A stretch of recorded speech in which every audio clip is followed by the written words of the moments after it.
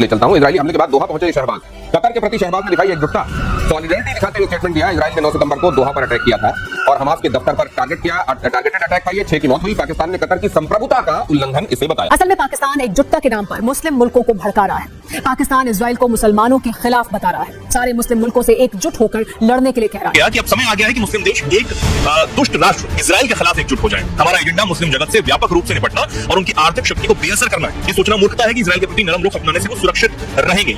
Nuclear bomb है पूरे मुस्लिम world के अंदर, मेरा न्यूक्लियर बम है। उनको भड़काने में लगा हुआ है पाकिस्तान। इजरायल के खिलाफ निकाली भड़ास। पाकिस्तान के रक्षा मंत्री ख्वाजा आसिफ का बयान, अरब देशों को पाकिस्तान सेना से सीखना चाहिए। बोले कि इजरायल मुस्लिम दुनिया को निपटाना चाहता है। कतर पर इजरायली अटैक से बौखला गया है पाकिस्तान। उसको बहाना बनाते हुए पाकिस्तान मुस्लिम देशों को एकजुट कर सकता है अपने साथ और इस तरीके से वो टर्की का जो खिलाफत वाला ख्वाब है उसको परवान चढ़ाने में उसका सहायक हो सकता है और ये भी कि भारत के खिलाफ अपने एजेंडे को आगे बढ़ा सकता है।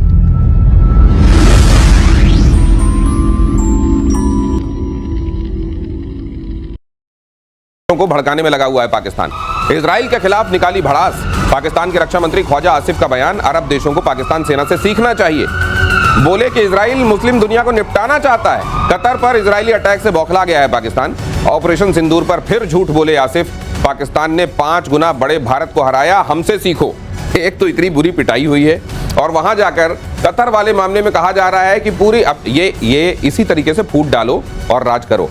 असल में आप जानते हैं कि मुस्लिम कंट्रीज में एक बड़ा धड़ा है जो पाकिस्तान की तरफ देखता भी नहीं और उसके वो जो उम्मत का हवाला देकर अपने गलत को सही करना चाहता है, वो गलत और सही में तमीज करना जानते हैं और पाकिस्तान की चालें समझते हैं। लेकिन इस समय उसको क्या लग रहा है कि कतर में जिस तरीके से हमास के आतंकवादियों को मारा गया है उसको बहाना बनाते हुए पाकिस्तान मुस्लिम देशों को एकजुट कर सकता है अपने साथ और इस तरीके से वो टर्की का जो खिलाफत वाला ख्वाब है उसको परवान चढ़ाने में उसका सहायक हो सकता है और ये भी कि भारत के खिलाफ अपने एजेंडे को आगे बढ़ा सकता है। ये धूर्तता में तो इनका कोई सानी है नहीं सर। देखिए दिनेश जी, फिर से याद दिलाऊंगा और आपके दर्शकों को जब पाकिस्तान कहता है ना कि हम उम्मा के साथ खड़े रहते हैं, उम्मा ही है ना, उम्मा के साथ खड़े होते हैं, अमेरिका के साथ बैठते हैं, चाइना के साथ होते हैं, तो वो उम्मा में खड़ा होने की बात करता है। मगर ऐसे लोगों को जो ये कहते हैं ना ये दोगलापन के बैठते हैं, खड़े होते हैं, सोते हैं, देखिए चाइना में क्या हाल हुआ, सोते हैं तो क्या किया चाइना ने। इनकी हालत वही होगी जैसे आपको दूध से मक्खी को निकाल के फेंका जाए, सब फेंक रहे हैं इनको। आप ये सोचते हैं ना कि बड़े स्मार्ट हो गए हमने, अब कोई नहीं इनकी बातें सुनते थे कि हमारे पास न्यूक्लियर बम है पूरे मुस्लिम वर्ल्ड के अंदर, मेरा न्यूक्लियर बम है। अब तो कोई नहीं पूछता इनको तो दे दिया अमेरिका ने। तो सर इनके लिए तो अभी लिस्ट बहुत सारी बड़ी है। इन्होंने तो अभी उठते बैठते और सोते तक ले गए ना। हाँ। अब ये खाते नहाते न जाने कितना बड़ा ये मुझको लगता है इनको फहरिस्त अपनी लंबी कर लेनी चाहिए। लेकिन ख्वाजा आसिफ वहां जाकर ये जो प्रचार करने की कोशिश कर रहे हैं, ये देखो ये तो पूरे मुस्लिम वर्ल्ड को निपटाना चाहता है इजराइल। इसके सब्सक्राइबर्स होंगे इनके 5 गुना बड़े कंट्री से लड़के हमने लेसन सिखाया उस पर मैं इतने सारा हमारा रेमिटेंस आता है वहां से, हमारी ऊर्जा का स्रोत है वो, हम लिवरेज करना चाहते हैं। तो भारत बहुत सतर्क है, इससे कोई मतलब नहीं कि शहबाज शरीफ क्या बोलते हैं। देखिए अब ये तो ख्वाजा आसिफ थे, अब शहबाज शरीफ की तरफ आपको ले चलता हूं। इजरायली हमले के बाद दोहा पहुंचे शहबाज। कतर के प्रति शहबाज ने दिखाई एकजुटता, सॉलिडेरिटी दिखाते हुए स्टेटमेंट दिया। इजरायल ने 9 सितंबर को दोहा पर अटैक किया था और हमास के दफ्तर पर टारगेटेड अटैक था। ये 6 की मौत हुई। पाकिस्तान ने कतर की संप्रभुता का उल्लंघन इसे बताया। ये बताइए आप जून का 23 जून का आपको याद होगा ऑपरेशन हैमर हुआ था, अमेरिका ने किया था। कतार पे ही फायर आया था ईरान का, वहां मिसाइल मारी थी, ये नहीं कतर के, और वही अल-उद बेस के पास ही मार दिया था। उस समय अमेरिका ने कहा कि छोड़ दो कुछ नहीं करो। आज उस क्यों नहीं गए उस समय, क्योंकि अमेरिका ने किया था। आज दौड़ पड़े क्यों, इजराइल ने किया। तो ये देखिए, ये और आपके दर्शकों को सभी को हमें ये समझना पड़ेगा। जो ये लोग बोलते हैं ना आप जो आग लगी है तो उसमें घी डालिए और भड़काइए, आप जलेंगे, कोई नहीं दूसरा जलेगा। ये तो वो ये कहेंगे कि अमेरिकी बेस पे मारा था इसलिए हमने नहीं कहा, यहाँ पे तो उस इमारत में मार दिया जहां हमास के लोग बातचीत के लिए पहुंचे थे, इसलिए हम ये अलग कर रहे हैं। अरे वो उनका वहां जहां मारा है ना वो एक विला है, जिस विला में, और वो विला में उन्होंने दिया है, कतर ने दिया था हमास को, उसके अंदर में, और 6 मारे गए हैं, 5 तो बोलते हैं हमास के ही।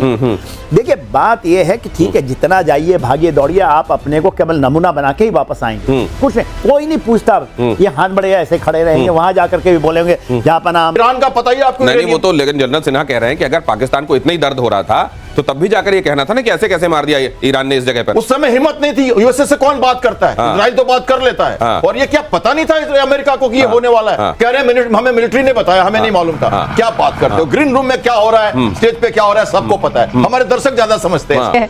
लेकिन इसकी आड़ में पाकिस्तान कौन सी चाल चल रहा है, जरा इसे समझिए। असल में पाकिस्तान एकजुटता के नाम पर मुस्लिम मुल्कों को भड़का रहा है। पाकिस्तान इजराइल को मुसलमानों के खिलाफ बता रहा है, सारे मुस्लिम मुल्कों से एकजुट होकर लड़ने के लिए कह रहा है।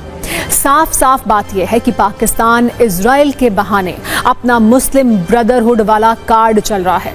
यही वजह है कि कतर पर इजराइल के अटैक के बाद पाकिस्तान ने इस हमले की निंदा करने में कूटनीतिक शिष्टाचार की सारी सीमाएं लांघ दी। पाकिस्तान के हुक्मरान झूठ, फरेब, चापलूसी और मुस्लिम ब्रदरहुड वाले गंदे खेल पर उतर आए। कतर पहुंचे पाकिस्तानी प्रधानमंत्री शहबाज शरीफ ने कहा, अब इजराइल इस इलाके की सुरक्षा के लिए खतरा बन चुका है, उसे रोका जाना चाहिए। मुस्लिम देशों को अब एकजुट होना चाहिए। पाकिस्तान पूरी तरह कतर के साथ है। इसके पीछे शहबाज शरीफ का मुस्लिम कार्ड वाला एजेंडा भी है और कर्ज वाला स्वार्थ भी। अरब देशों से पाकिस्तान को भारी कर्ज मिलता है, जिसके बदले में पाकिस्तान खुद को अरब देशों का सच्चा दोस्त दिखाने की कोशिश कर रहा है, ताकि भविष्य में भी कर्ज का जुगाड़ हो सके। इसीलिए इजराइल के खिलाफ बयानबाजी हो रही है। हालांकि गल्फ के कुछ देश जैसे यूएई, सऊदी अरब और ओमान इजराइल के साथ मैत्रीपूर्ण संबंध रखना चाहते हैं। आर्थिक मोर्चे पर बुरी तरह पिट चुका पाकिस्तान इन देशों को नसीहत देते हुए इजराइल से दुश्मनी करने के लिए उकसा रहा है और इसके लिए भारत का हवाला भी दे रहा है। इसके लिए सिर्फ शहबाज शरीफ ही नहीं, वहां के रक्षा मंत्री ख्वाजा आसिफ ने भी ऑपरेशन सिंदूर के बहाने पाकिस्तान के झूठ का चूरन गल्फ के देशों के सामने परोसा है। ख्वाजा आसिफ ने कहा है कि इजराइल का एजेंडा मुस्लिम विरोधी है, वो पूरी मुस्लिम दुनिया को निपटाना चाहता है।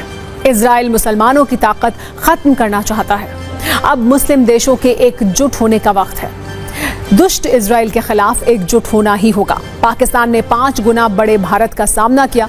कोई भी आपके लिए सुरक्षा की गारंटी नहीं देता। अपनी जीत के लिए खुद लड़ना पड़ता है।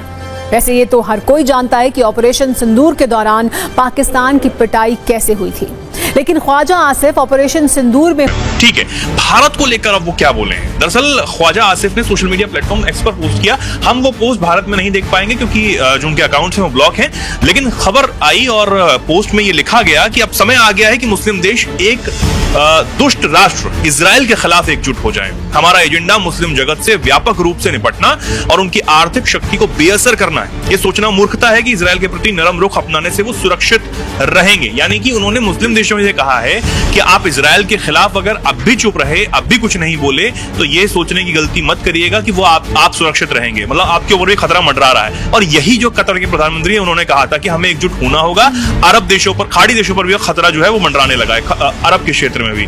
इसके आगे ख्वाजा आसिफ जो हैं वो कहते हैं कि आर्थिक रूप से कमजोर देश, अब इन्होंने भारत का इसमें जिक्र कर दिया कि आर्थिक रूप से कमजोर देश वो अपने लिए बता रहे थे, लेकिन दृढ़ सरकार और अल्लाह की कसम बहादुर पेशेवर सशस्त्र बलों के साथ पाकिस्तान अपने से 5 गुना बड़े भारत से टकराया। अब वो ये तो बता गए, लेकिन ये भूल गए कि वो टकराने के बाद चकनाचूर कौन हुआ था, यानी कि पाकिस्तान की क्या हालत हुई थी। अब वो ये दिखाना चाहते थे कि पाकिस्तान की तरह जो है वो मुस्लिम देशों को आगे आना चाहिए, मुस्लिम देशों के लड़ना चाहिए। पाकिस्तान ने कैसे भारत से लड़ाई की। जिन मुस्लिम देशों को इकट्ठा करने की आप बात कह रहे हैं, आपको याद होगा सोनम, हम ही चर्चा कर रहे थे जब असीम मुनीर ये कहते थे कि अगर बांध भारत बना देगा सिंधु नदी पर तो हम मिसाइल मार देंगे और परमाणु छोड़ देंगे तो आधी दुनिया खत्म हो जाएगी।